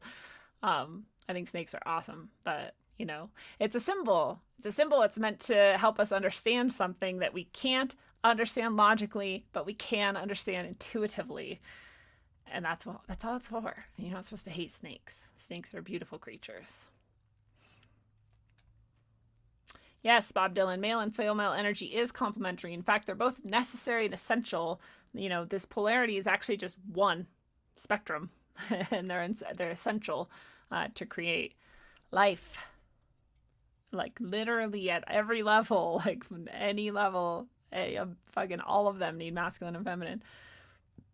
They're definitely trying to pit us against each other, and it's very sad. It's very sad that people fall into it. And they're like, men are the worst. And I'm like, you're the worst. You're the worst. Yes, good and evil. And that's the same with Baphomet and Abraxas. There is, in a way, there is no good and evil because you see that it's all just one thing, right? I am not in any way excusing behavior that I find to be evil. I'm just going with the symbol.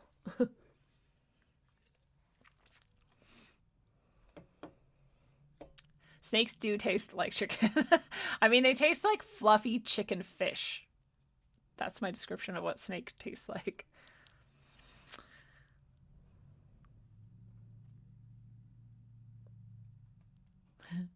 Mary crushed the head of the snake. She gave birth to Christ who killed Satan. Yay.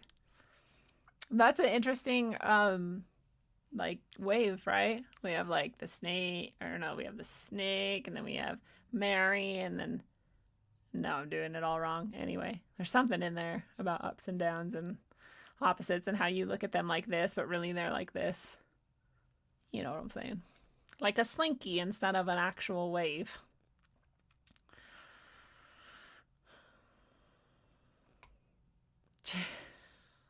I should just have a thing that's on my screen that's like, yes, only the left audio channel works and audio professionals can't even fix it. So I'm very sorry, but you will just have to deal with it. I'm sorry. It's not your fault. I'm not being mean. I love you, Gerald Boyd. No, I can't turn on any other audio channel.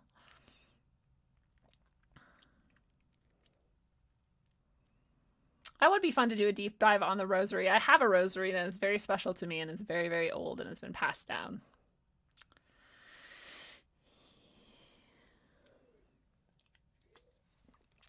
Yeah, I don't believe in the hell of some of the monotheist Abrahamic religions. I don't know.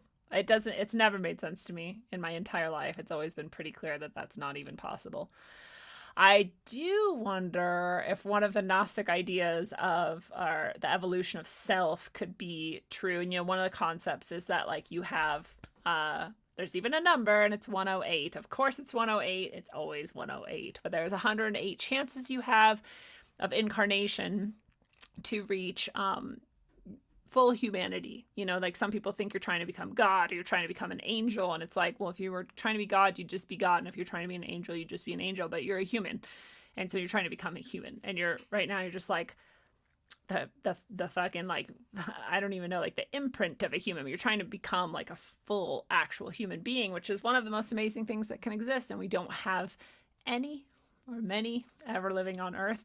And so, to become a full human, you have this many chances, and you start at the fucking the bottom, right? You start at mineral.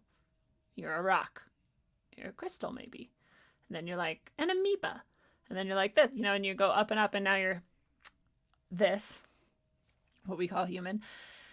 And you're doing this, and you've got maybe like 20 chances left at that point, right? This is one of the Gnostic conceptions. And so you're going to be reborn a couple times, and each time you're going to like purposely give yourself all the fucking lessons you can. All these souls are banding together to be like, all right, let's like, you do this to me and I'll do this to you, and then we'll try to like fucking figure this part out so we can get over that stupid pattern we were caught up in that wasn't like working or real or true. And you're doing all this shit. How did I even get on this? Oh, hell. You're doing all this shit, you're trying to become a human. And if you get to like life 108 and you're still so bogged down in like karma, which karma in actually any conception that's honest is not a punishment. It's just like I picked up the can and took a drink, and so liquid went down my throat. It's just cause and effect, right? It's just this was the thing, and so this was the thing that happened. Like that's all karma is, right? So, like, you get to this last life or two, and it's like, you have so much karma still. Like, you're still so bogged down. Like, there's no way you can get through it. And you get to the end of that life, and it's like, well, fuck. It's actually like, mercy to, like, send you back to mineral. Because that resets all your karma. And you can get rid of all of that. And it's not hell, and it's not a punishment. It's like, you were never gonna fucking get through that, like, ever. Like, you made way too much shit for yourself. And if there is something like punishment or hell, that's the only one I could understand. Because it, at least at the very least, it would mirror some aspects of nature that would make sense, right? Where you're like, this leaf isn't going to cut it. I'm going to just let it fall off and go back into the earth, you know? Like the rest of these leaves are doing good and helping the whole plant thrive. Do you know what I mean? Like you can find corollaries of it. So I can be down with that. Like that sounds pretty. I could see how that could be it. Am I gonna like say that that's for sure what's happening? No, I have no fucking clue. But like, it sounds pretty good. I just, like I said, there's nothing in nature, there's nothing around me, and there's no experience, there's no gnosis I've ever had that would anyway indicate that like a permanent state of unending suffering would ever exist anywhere in the universe.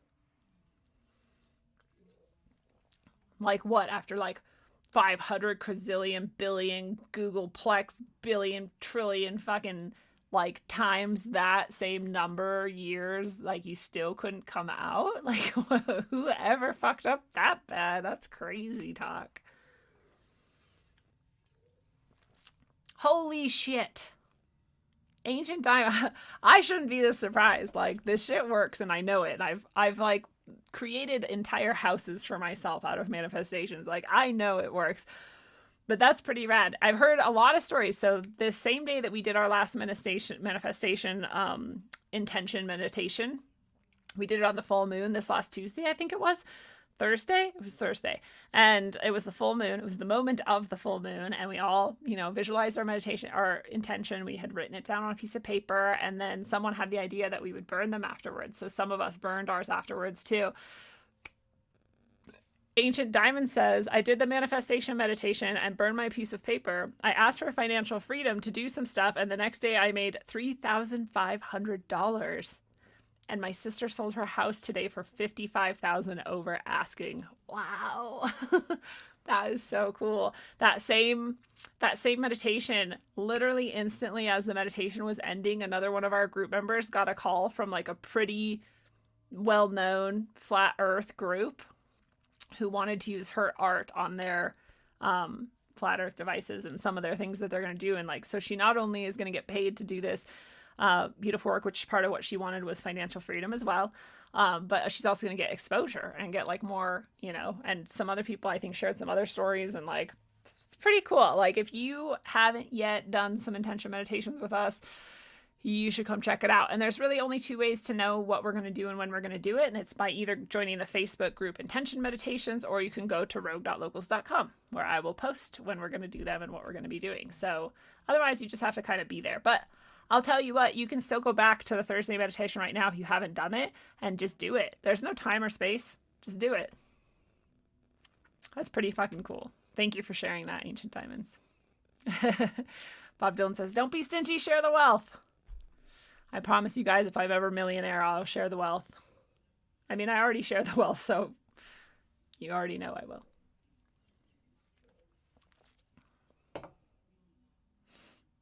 Yeah, true. Love in the midst, like, who wants to remember Baphomet? Pfft. It's just funny. There's things you know for like years and years, and then you all of a sudden try to talk about it, and you can't. Interesting. UI guy says, if you're born the year of the pig, you shouldn't have a tattoo of a snake. Enemy signs. I was born the year of the rooster. I'm a cock. Marry with the Snakes is totally astrotheology. Well, yeah, everything is. That's all up in the Bible.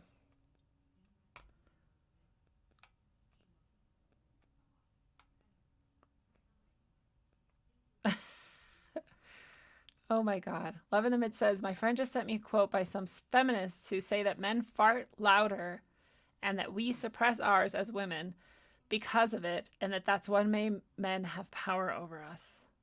Like, I think people really have fucking lost it. Like, I'm just like, if you need to obsess so much about what men are doing, you're the one with the fucking issue.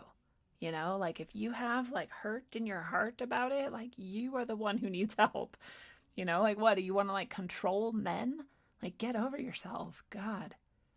And like if you're around men who are like fucking, I don't know, like full of like whatever that like offends you or like is oppressive towards you or they treat you poorly, like that's also your problem. You should get away from them. Like you should aim to control them. You should just do what you want to do. people drive me insane with their like weird need to like control others instead of healing themselves. Like, dude, like really, literally get over yourself. You're not that big of a deal. I know, I love it. Chris Phoenix used to be Wiccan, but now he found Jesus and he's like way happier and it's so cool.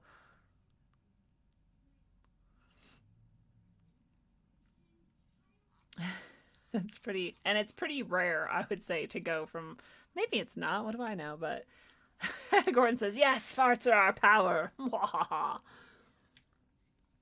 All right, guys, I think I've talked about synchronicity and Abraxas and all kinds of shit enough. Let's do one quick, you guys vote. Should we do a symbol from the symbol book or should we do Rumi from the Rumi book? You choose one and we'll end on that. And we'll call it a night. And we'll be back on Tuesday with... What is Tuesday? Tuesday. Oh, yeah, I'm really excited about Tuesday as our friend who has done the really super documentary on the oppression of the Falun Gong spiritual movement in China since like 1990, you know, like it's been around for a long time, but this documentary is new and it's got all of this stuff in it that is like really hard to get out of China. Footage, people sharing their experiences, guards at some of the concentration camps and shit. Like it is powerful shit. So this documentary creator is going to come on and talk to us about how fucking evil China is. And it's really cool. I'm very excited about that. So that's Tuesday. On Thursday, unless things get moved around, I'm hoping to tackle the purple thing that everybody's like obsessed about. And if you haven't heard about it, that's okay. But there's a lot of talk about the color purple. And so we're going to talk about purple. I've been resisting it for literally a year. And now I'm finally going to talk about it. So you can come join me for that. And then we have some guests coming up after that. We've got Lorenzo from the new Agora magazine. He's got a show and different things that he does. He's a rad guy. We have Emily Atwood coming back. She does that healing of the past lives trauma. So she'll be doing that live and working with all of you and me. And... oh, yeah, and Chance from Interverse is going to come back soon, too.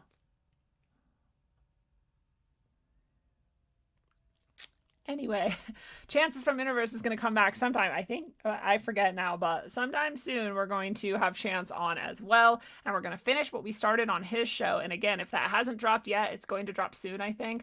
But we go through, like I said, the tarot, the dark tarot of Cyberpunk 2077. And compare it to the original intent and message of the tarot and just talk about all kinds of shit that surrounded that. It was really, really a fun and cool conversation and dive into some pretty neat territory. So you're going to like that show. You go find it on Interverse coming up anytime now, if not already. And he's going to come back to finish because we only got through half the tarot. So we're going to do the other half on Rogue Ways. So it'll be like a swap cast, simulcast sort of thing, you know. It'll be cool. But yeah, let's see what the votes are tallying up here for.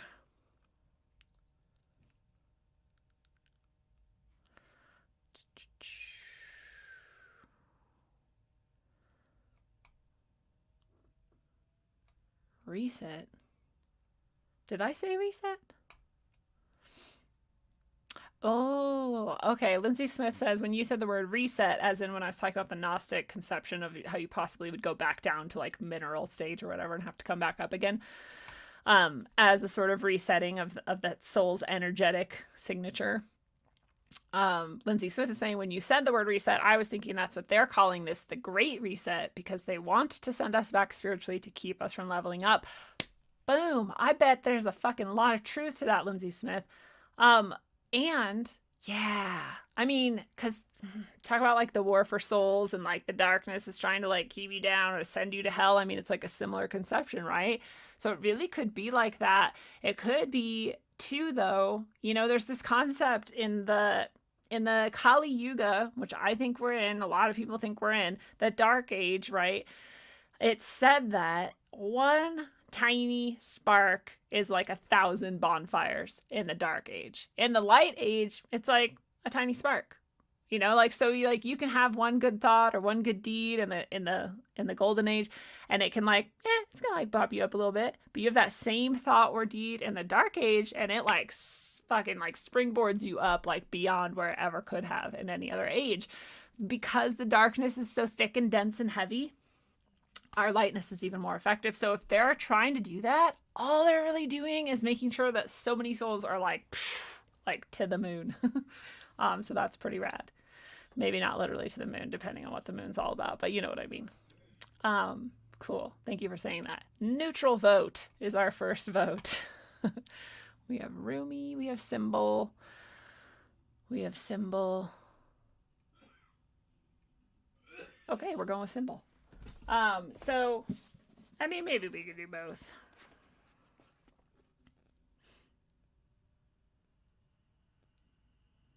Return. I just opened the page. I didn't try. Return fits best, I think, with what we were literally just talking about, and much of this episode might have to do with it. Return in the Symbol book. And remember, this is a dictionary of symbols by Sir Lot, and it's a ridiculously well done book. It's old, so you know it's well done. But they draw from many different traditions and backgrounds in order to, you know, inform themselves of what a symbol would mean. So it's cool. It's very eclectic. And so the return home, or the return to the material home, or to the motherland or birthplace, is symbolic of death.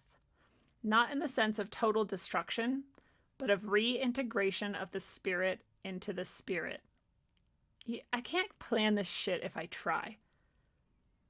As the Chinese thinker Lao Tzu observed, when the soul leaves the form, both are restored to their true essence, and that is why they are said to have returned home.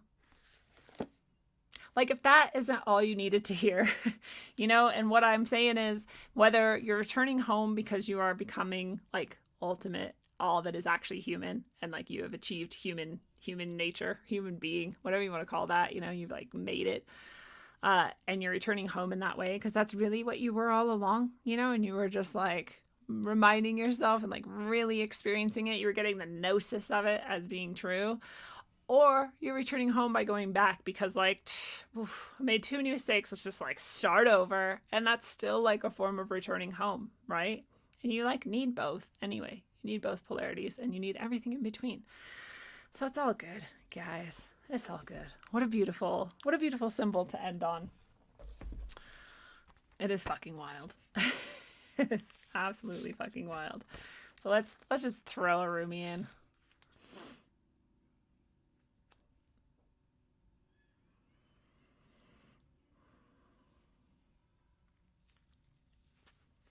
It's pretty long, the one that I landed on.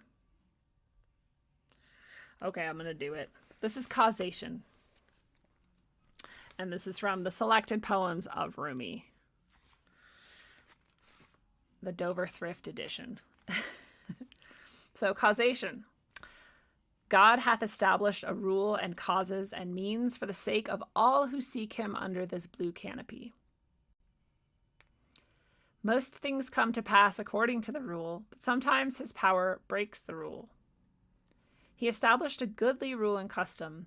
He made the evidentiary miracle a breach of the custom. O thou who art ensnared by causes, do not imagine that the causer is defunct. The causer brings into existence whatsoever he will. His omnipotence can destroy all causes. But for the most part, he lets the execution of his will follow the course of causation in order that seekers may be able to pursue their object of desire. When there is no cause, what way should the seeker pursue? He must have a visible cause in the way he is going.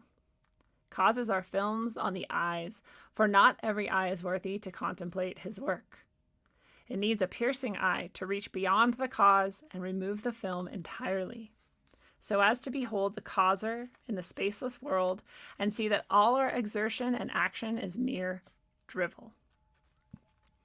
Everything good or bad comes from the causer. Causes and means, O Father, are not.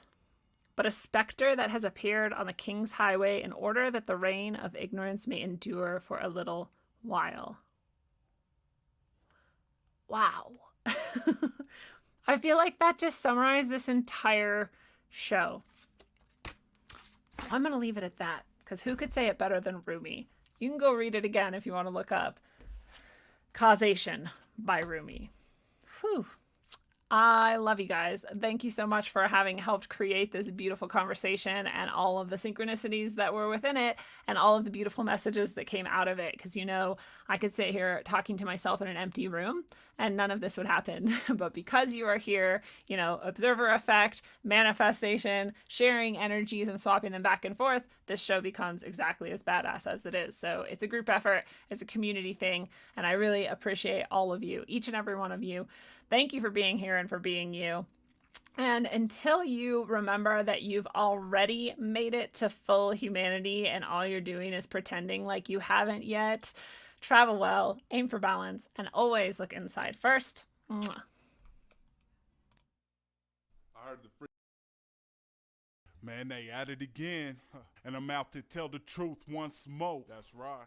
It's on the cracking, unknown in the house. APOGZ, that's right. Hitting the stereo near you. Truth is the best thing, and it's on. Yo, I once thought that I wanted to get Denver on track, but to something more bigger than that. Something lurking, waiting to blow this state right off the map. A hidden agenda related to September. Doves carved up on the wall next to the highway. Up in the concrete, while rolling home next to where I stay. With state's destruction, Lockheed Martin malfunction. While NORAD's in a mountain anticipating our next move. My heart's jumping and I'm like, fuck waiting. While crooked taxes are burning a hole in my pocket. With $1 bill in the pyramid that's watching. Instead of having a capstone on top of it, they have an eye with a fast surprise while you're flossing it. Greedy niggas jocking it, politics plotting it. So who you vote for really doesn't mean shit. So save your energy from being drained by the enemy. Skull and bones of Freemasonry, envisioning dreams of them chasing me. Skull and bones of Freemasonry, envisioning dreams of them chasing me. Skull and bones of Freemasonry, secret agencies with a plan to dominate all of man. Check the records of DIA, strange murals and paintings similar to the ones next to the highway.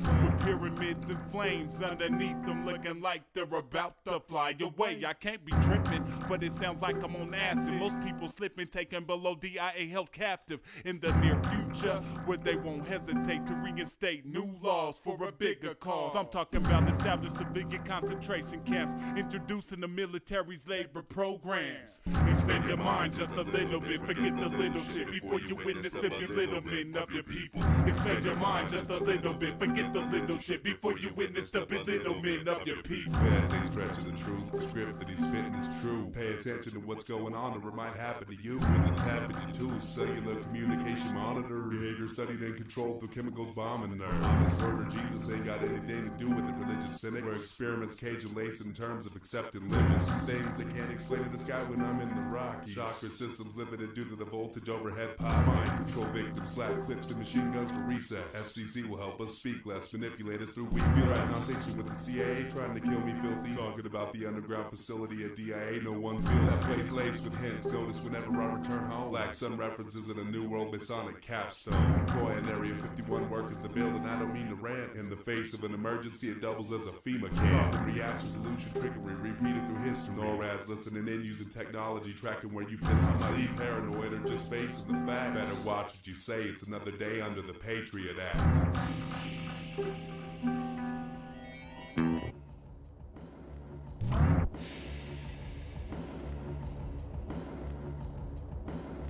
Extend your mind just a little bit, forget the little shit before you intercept a little bit of your people. Extend your mind just a little bit, forget the little shit before you intercept a little bit of your people. The idea is to bring people to the point where they are helpless, passive, and unable to assert their own creative power to form anything else. Success for people like this is measured in terms of money, which they then translate into power. corruption and violations of the Constitution. Secret societies, the push for one world government. I'd like to get corruption and violations of the Constitution. The idea is to bring people to the point where they are helpless, passive, and unable to assert their own creative power to form anything else.